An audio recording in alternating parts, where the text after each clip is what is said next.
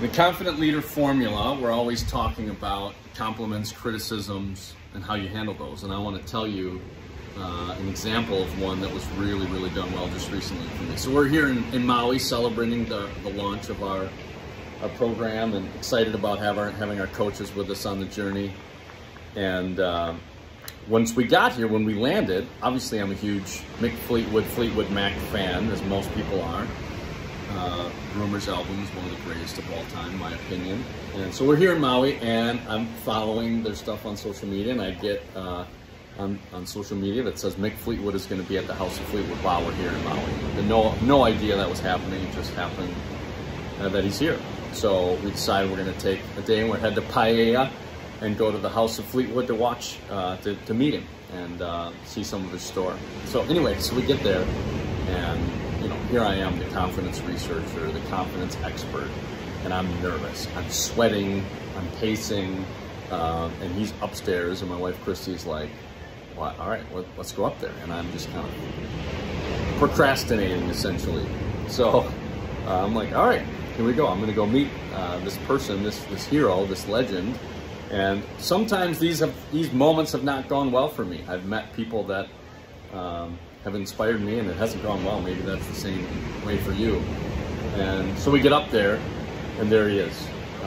Looks awesome, just a classic guy. And so I get up there and meet him, and we do the normal, hey, loved your music, and you big impact, and he's getting ready to sign a book. And then there was the moment that we all have, where we have a choice to make, where we can choose to be vulnerable and be honest, or we can just ignore it and just move through it. And I chose to be honest. And I said, Nick, early in my career, I was really depressed. I had 8 jobs in 8 years, and I was miserable, and your music and your book were one of the great inspirations for me. Like, it was a light for me in a very dark place. And as soon as I started talking, as soon as I said the word depressed, he set his pen down, and he completely stopped anything that he was thinking about, and he was as present as any person I've ever seen.